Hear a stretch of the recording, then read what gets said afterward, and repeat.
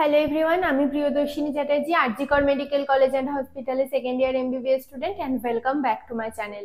আজকে দুপুরবেলা 4:05 নাগাদ নিট 2024 সালের রেজাল্ট বেরিয়ে গেছে। তোমরা সবাই এতক্ষণে দেখে নিয়েছো কি অবস্থা। আর এই ভিডিওটা আমি শুট করছি 8:30 বাজে এখন। এই যে মাঝের সময়টা ছিল আমি কোনো কথা বলতে পারিনি। আমরা সবাই যারা মেডিকেল কলেজে পড়ি সবার মধ্যে আলোচনা হচ্ছিল এটা নিয়েই, যে আমাদের যারা সিনিয়র আছে তাদের সাথেও আলোচনা হচ্ছিল। আমি প্রিটি শিওর যে তোমাদের যারা টিচার আছেন, যারা তোমাদের গাইড করেন প্রতিদিন, কারোর এটা ধারণার মধ্যে ছিল না যে এটা হতে পারে, এতটাও র্যাঙ্ক ইনফ্লেশন সম্ভব। প্রথমে বলি আমার বাংলা চ্যানেল ওয়েস্ট বেঙ্গলের ছেলে মেয়েদের সাথে আমার যোগাযোগ, ওয়েস্ট বেঙ্গলের কাট অফ নিয়ে বলি। জেনারেলি 35,000 র্যাঙ্কের আশেপাশে ওয়েস্ট বেঙ্গলের র্যাঙ্ক ক্লোজ হবে। সিট যদি কিছুটা বাড়ে তাহলে হয়তো আরো কিছুটা বাড়তে পারে, এক্সটেন্ড হতে পারে ওটা, কিন্তু নর্মালি 35,000-এর আশেপাশেই হওয়ার কথা। দুটো পসিবিলিটি, এক নম্বর সিট অনেকটা বাড়লো তার ফলে 35,000টা হয়তো 37-38,000 হলো। দুই নম্বর, ওয়েস্ট বেঙ্গলের ছেলে মেয়েদের পারফরমেন্স আবার খুব ভালো হয়ে গেল, সেই ক্ষেত্রে কিন্তু 35,000টা 33-34,000 হলেও আশ্চর্য হব না। তবু হোপ ফর দ্য বেস্ট আগেও বলেছিলাম, সেটা কাজ করেনি। এই মুহূর্তে দাঁড়িয়ে কিছুই আর হোপ ফর দ্য বেস্ট বলতে ইচ্ছা করছে না। 642, 43, 44 যারা পেয়েছো জেনারেল ক্যাটাগরি, তারা একমাত্র নিশ্চিন্ত থাকো। 640-এর নিচ থেকে যারা আছো আমি বলবো এক্সপেকটেশন না রাখাই ভালো। যদি কিছু মিরাকেল হয় তখন ওয়েস্ট বেঙ্গলের র্যাঙ্ক এলে বোঝা যাবে। ক্যাটাগরি র্যাঙ্ক এই সময়তে দাঁড়িয়ে তোমরা সবাই মার্কস না দেখে র্যাঙ্কটা দেখো, যে অল ইন্ডিয়া র্যাঙ্ক কত এসেছে, লাস্ট ইয়ারের cut off all India rank কত ছিল। আর আমি পার্সোনালি বলবো লাস্ট ইয়ারের রাউন্ড 1 কাট অফ যেটা ছিল, রাউন্ড 2 না, দেখো অল ইন্ডিয়া র্যাঙ্ক তোমরা পেয়ে গেছো, এরপরে ওয়েস্ট বেঙ্গলের র্যাঙ্ক বেরোবে। ধরো প্রথম 30,000-এর মধ্যে ওয়েস্ট বেঙ্গলের কতটা ছেলে মেয়ে আছে, এটা জেনারেলি একই রকম রেজাল্ট হয়, হয়তো 200-500 এদিক ওদিক হতে পারে। ওয়েস্ট বেঙ্গলের ছেলে মেয়েদের পারফরমেন্স যদি খুবই ভালো হয় তাহলে একটা র্যাঙ্কেও ইনফ্লেশন হওয়ার চান্স থাকে, কিন্তু জেনারেলি আমার মনে হয় আগের বছরের রাউন্ড 1 কাট অফটার আশেপাশেই র্যাঙ্ক যায়। তো সেই অনুযায়ী তোমরা তোমাদের ক্যাটাগরি র্যাঙ্কটা ডিসাইড করে নিতে পারো। এখানে একটা জিনিস আনপ্রেডিক্টেবল, সেটা হচ্ছে ইডব্লিউএস র্যাঙ্ক। তার কারণ 2021 সালে কিন্তু ইডব্লিউএস যারা অ্যাপ্লাই করেছিল তাদের সংখ্যা আনরিজার্ভড ক্যাটাগরির যে কাট অফ গেছিল তার থেকে বেশি চলে গেছিল, তাদের সংখ্যাটা বেশি হওয়ায়।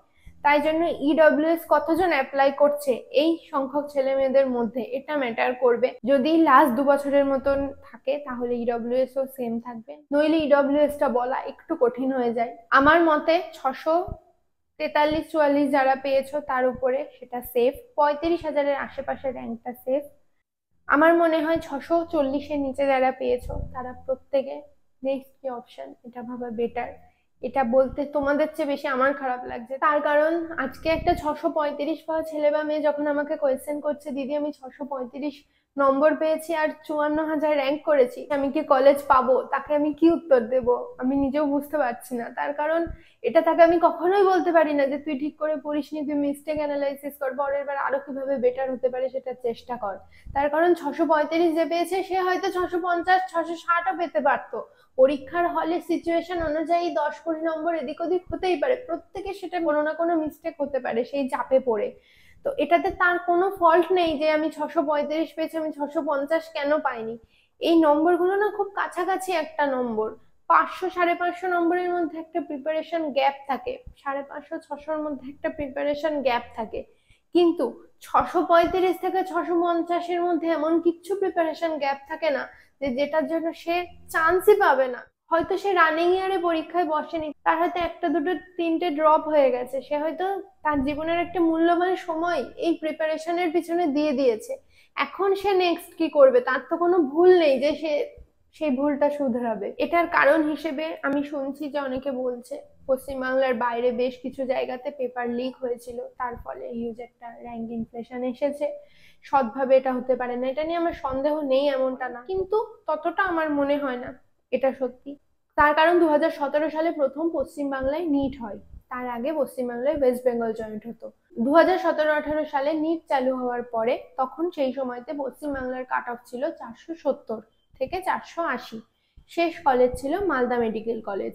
2019 সালের কলেজগুলো তখন শুরু হয়নি। আমাদের আরজি কর মেডিকেল কলেজের কাট অফ তখন ছিল 550। তারপর 2019 সালে পেপার লেভেল একটু সোজা হয়েছিল, বলা ভালো একটু বেশি এনসিআরটি ওরিয়েন্টেড হওয়া শুরু করলো। 2019 সালে নতুন 5টা কলেজ পশ্চিমবাংলায় খোলার পরেও পেপার একটু এনসিআরটি ওরিয়েন্টেড হওয়ার কারণে এক চান্সে কাট অফ বেড়ে গেল 50 নম্বর। 2020 সাল আরেকটু পেপার সহজ হয়েছিল, এনসিআরটি বেসড হয়েছিল, কাট অফ আরো 50 নম্বর এক ধাক্কায় বেড়ে গেল।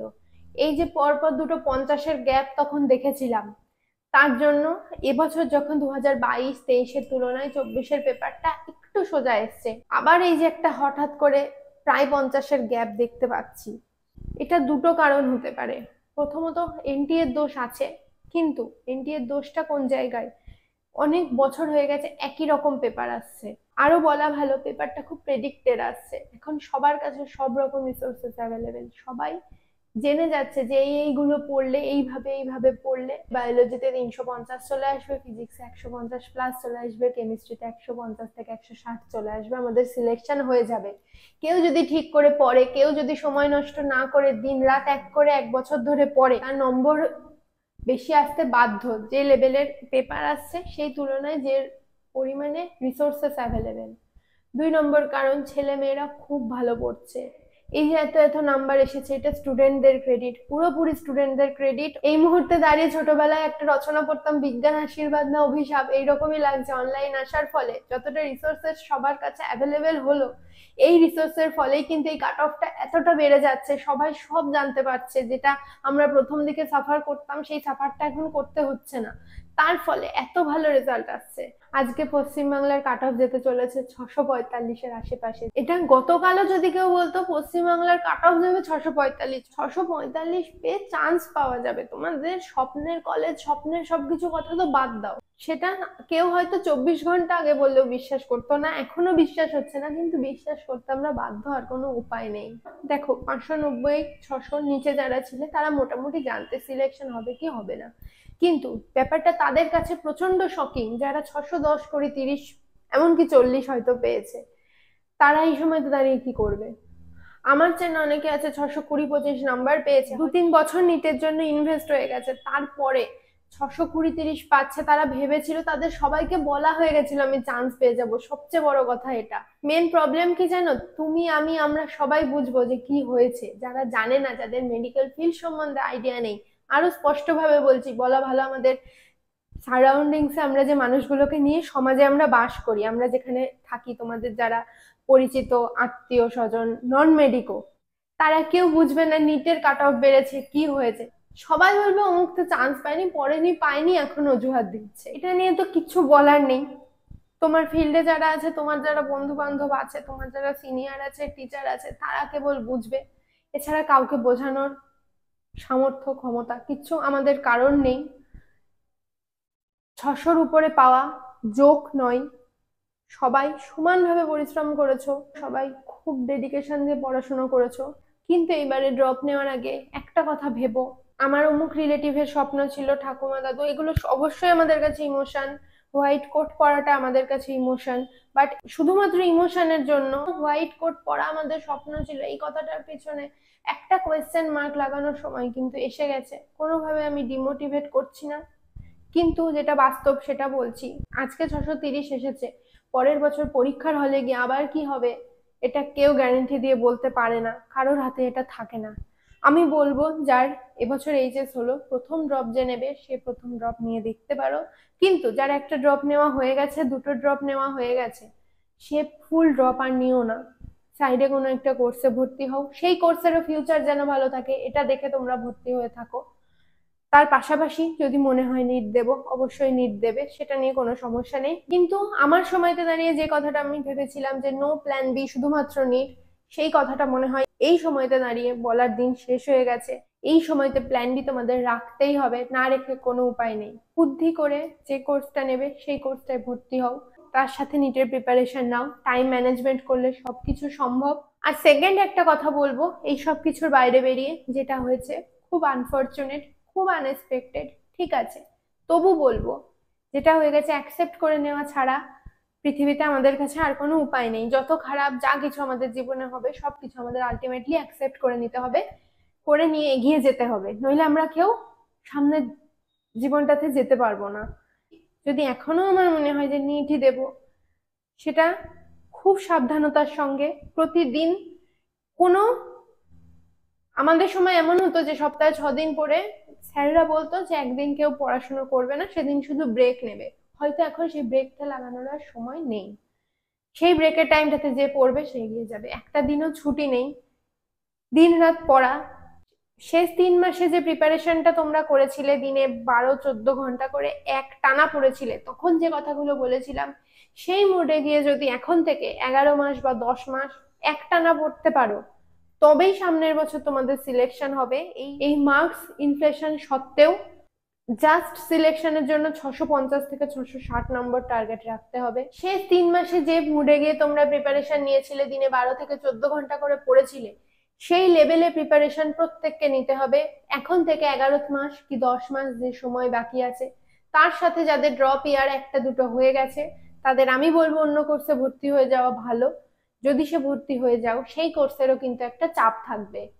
এতটা প্রেশার নিতে পারলে তবেই এই লাইনটা এখন কন্টিনিউ করা ভালো আমার মনে হয়। যে কম্পিটিশনটা আসছে সেই কম্পিটিশনটাকে অ্যাকসেপ্ট করে নিতে হবে, সেটার সাথেই লড়তে হবে। কিচ্ছু করার নেই। যে সিচুয়েশনে যেটা, যে বছর হঠাৎ 470 থেকে 520 কাট অফ গেছিল 2019 সালে, সেই সময় ছেলে মেয়েরা সেটা অ্যাকসেপ্ট করে নিয়েছে। তোমরা সবাই জানো এটাই ডারউইনের theory, survival of the fittest. এটাই হচ্ছে, এটা হতে থাকবে। হয়তো সিস্টেম আমাদের হাতে নেই, এনটিএ যতদিন না সিস্টেম চেঞ্জ করবে, এর মধ্যে পরীক্ষা দিতে গেলে এটাই করতে হবে, এটা মেনে নিয়ে এগিয়ে যেতে হবে। 650 কাট অফ আসছে মানে 650ই পেতে হবে, নইলে এই লাইনটা ছেড়ে দিতে হবে। এটা ছাড়া আর কোনো সেকেন্ড অপশন নেই। কেন হলো কি হলো আমাদের হাতে নেই, আমরা কেউ এটা চেঞ্জ করতে পারবো না। 650 পেতে গেলে বছরের শুরু থেকে সমানভাবে পড়তে হবে। আমি গ্যারেন্টি দিয়ে বলছি, যে পড়াটা শেষ 3 মাসে পড়তে বলেছিলাম, যে পড়াটা তখন পড়েছিলে, সেই সময়তে দাঁড়িয়ে একটা কিছু প্ল্যান সর্ট আউট করে নিয়ে 4-5 দিন সময় নিয়ে সেইভাবে পড়াটা শুরু করে দাও। কি ওয়েতে সবকিছু সেম থাকবে, প্রিপারেশন কিভাবে নিতে হবে, প্রিপারেশন কোশ্চেন প্যাটার্ন কেমন আসবে, এটা সবাই জেনে গেছে বলেই এত নাম্বারটা বাড়ছে। সুতরাং যেভাবে চলছিল, প্রিপারেশন যেমন ছিল সেইভাবেই নিতে হবে।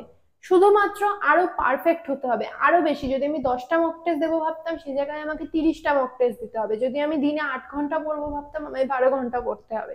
এইভাবে এই সিচুয়েশনটার সাথে সার্ভাইভ করতে হবে। যা হয়েছে মেনে নাও। তোমাদের কিছু কোয়েশ্চেন থাকলে আমাকে কমেন্ট বক্সে জানাও, আমি উত্তর দেবার চেষ্টা করব। পশ্চিমবাংলার কাট অফ কোন কলেজে কিরকম যেতে পারে এটা নিয়েও আমি একটা ভিডিও বানানোর চেষ্টা করব।